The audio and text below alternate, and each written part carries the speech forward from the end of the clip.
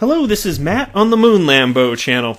Well, the Brad Garlinghouse interview with Julia Chatterley on CNN, it dropped today, and not surprisingly, it spawned a whole bunch of articles in the world of crypto media. A lot to talk about. Now, the interview itself was somewhere in the neighborhood of 21 minutes. I'm sure some of you have watched it to this point. There's a lot to unpack with it, so I suspect much of what needs to be discussed on this is going to spill over into tomorrow, and you'll see why, because take a look at this. Here's three articles I want to pull up. Here's the first one from Daily Hodl.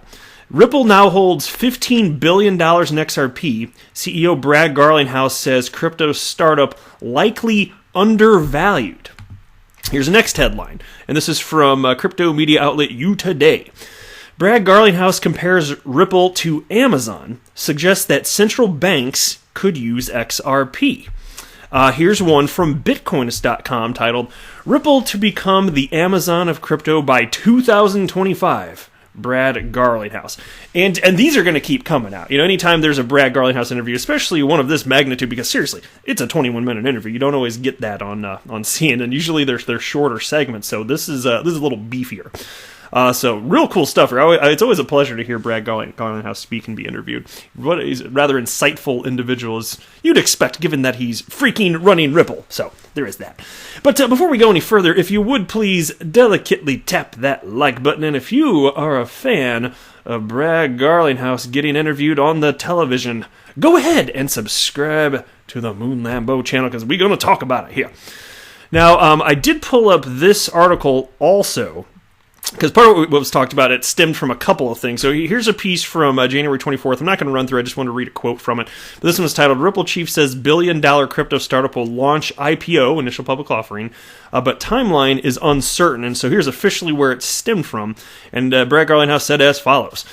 In the next 12 months, you'll see IPOs in the crypto/blockchain space. We're not going to be the first, and we're not going to be the last, but I expect us to be on the leading side. It's a natural evolution for our company, and indeed, it will be on the way. Now, let me go ahead and jump into this first piece. Again, this one's titled, Ripple now holds $15 billion in XRP. CEO Brad Garlinghouse says crypto startup likely undervalued. Ripple CEO Brad Garlinghouse says the company's recent multi-billion-dollar valuation, which cemented the company's status as one of the largest fintech firms in the United States, should have been higher. In a new interview on CNN's First Move, Garlinghouse says Ripple now holds more than $15 billion worth of XRP, and that number alone is higher than the $10 billion valuation Ripple attained in a recent $200 million Series C funding round. And so take a look at this quote. I think anytime you have new investors come in, you are intimidated by the expectations that are set. By the same token, Ripple, at today's XRP price, owns somewhere north of $15 billion worth of crypto. So in some ways, those investors came in at a discount.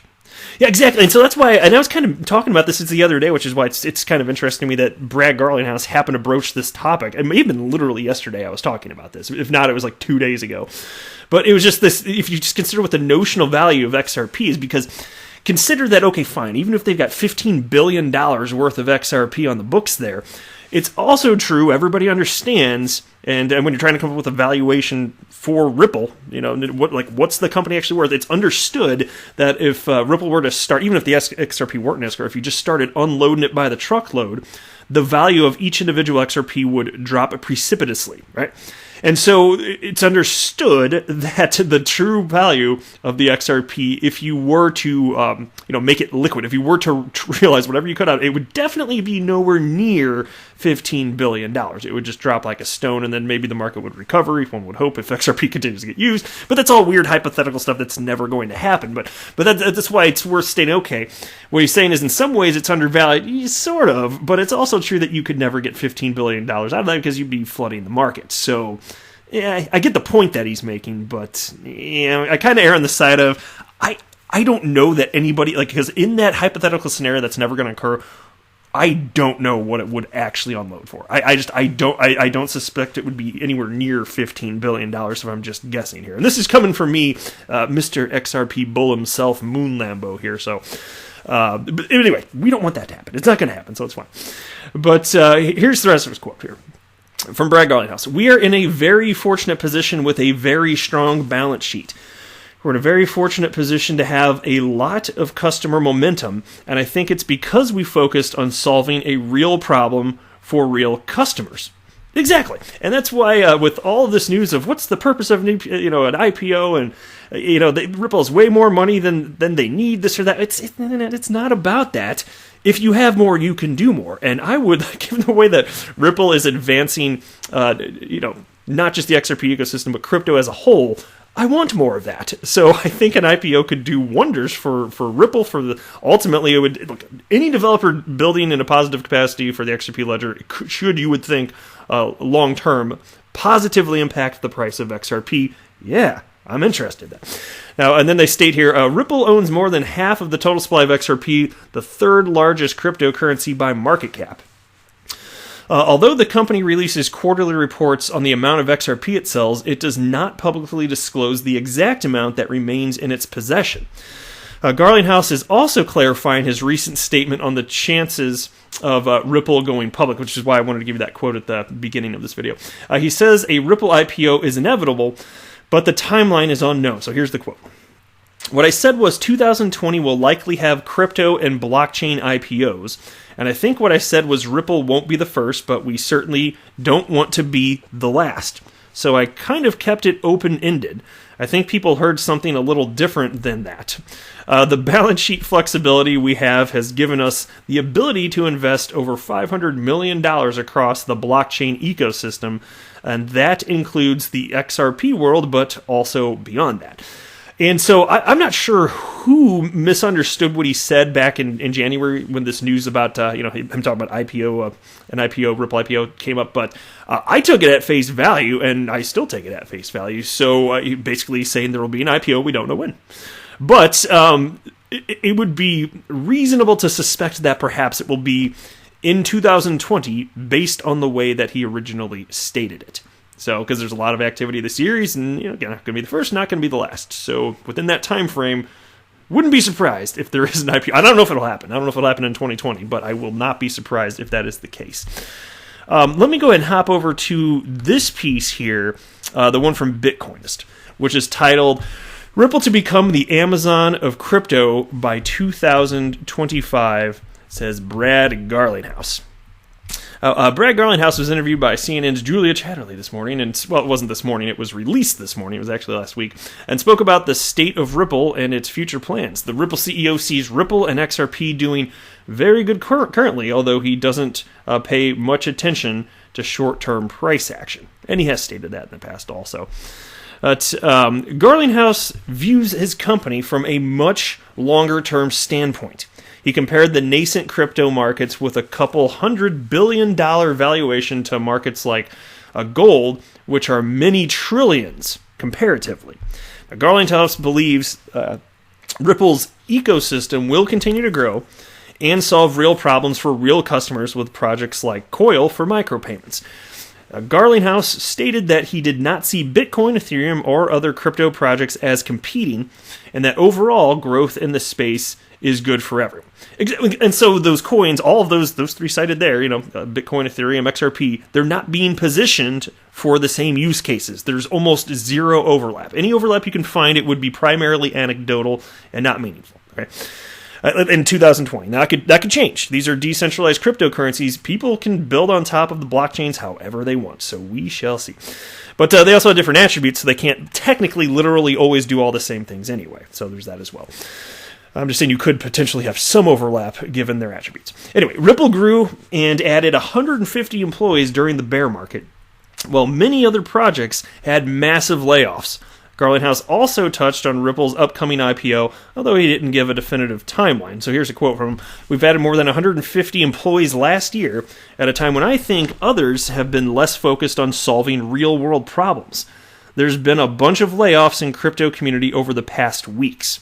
And then the piece continues. And by the way, so I'm following success here. there are so many crypto projects out there. They're in the headlines. They have been a lot over the last year in particular, and you're not seeing a decrease in these types of stories where some of these projects, some of them were ICOs starting in 2017, and they're shuttering. And then you've got Ripple at the completely other end of the spectrum here, which is just catapulting in terms of growth. Ripple, the company, XRP is actually genuinely being adopted on top of all that. So I'm just saying. It's good stuff. It's good to see that.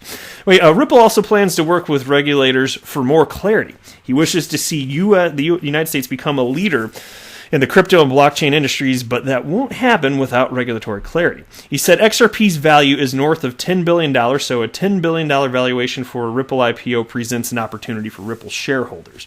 Let me skip a little bit lower here because I talked about that topic already. I think this is the part that I wanted to jump to, actually. Yeah, here we go. I like the subheading here. This is fun here. Take a look at this. Brad dreams of Amazon status. Thank you, Bitcoinist.com. I like your subheading. Garlinghouse mentioned Amazon's epic growth and how it started out as an online bookseller before it made a pivot and began to dominate e-commerce. He envisions a similar potential for Ripple, although he does say that, first and foremost, Ripple is solving cross-border payments. And here's a quote, "I hope that in 5 years we're not just Amazon books, we're Amazon." I like that. He says it's difficult to envision just where the crypto market will be in 5 years, but he sees Ripple growing much larger and providing real solutions for customers.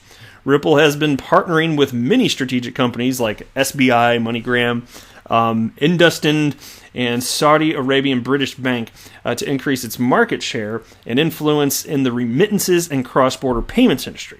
And Garlinghouse says that since Ripple is open source, and this is interesting, we're getting to the central bank digital currency part, he is open to the idea of CBDCs launching on its blockchain.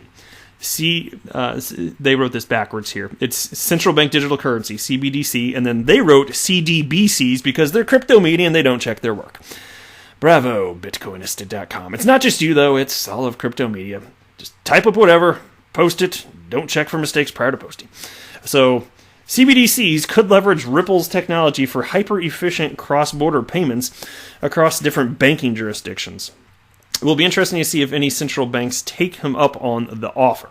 CBDCs were a hot topic of conversation at Davos this year, and many central banks in emerging economies are already researching the viability of launching their own CBDCs. And Brad Garlinghouse, he cited in this interview, too, about how crypto is still a dirty word at Davos. And so he has to sit down with regulators, just kind of hold their hand, explain to them how there's real-world utility and that they're not skirting this system and nothing like that. So a lot of progress is being made. You could probably just word it like that. But as far as what they didn't really get too in depth, maybe we can talk about more in another video because I don't want this to go too long. But as far as the XRP ledger and central bank digital currencies, I mean, of course, it can make all the sense in the world for XRP to bridge central bank digital currencies as they're continuing developing. But if they were talking about the way they worded it, it might have been the You Today piece, which I didn't really go through here, but they were talking about it too in here when I read through this. And I don't know if they're talking about the way they word. I'm not sure if they know what they're talking about. Seriously, and I mean that. If they're talking about somehow a Fed coin, building on top of the XRP. They worded it kind of in a strange fashion. I was kind of scratching my head. I was like, what the hell are these guys talking about? You jokesters. But maybe we can save that for another time. There's a lot more to talk about as far as what was covered in here, so I'm probably going to have to pick up some of this conversation tomorrow. But this is some of the coolest, most attention-grabbing stuff that I wanted to touch on first here. But yeah, there's a lot more to say, but I think I'll leave it here for now. Now, I am not a financial advisor. Do not buy or sell anything because of anything that I say or write. That would be a very, very, very bad idea. Until next time, to the moon, Lambo!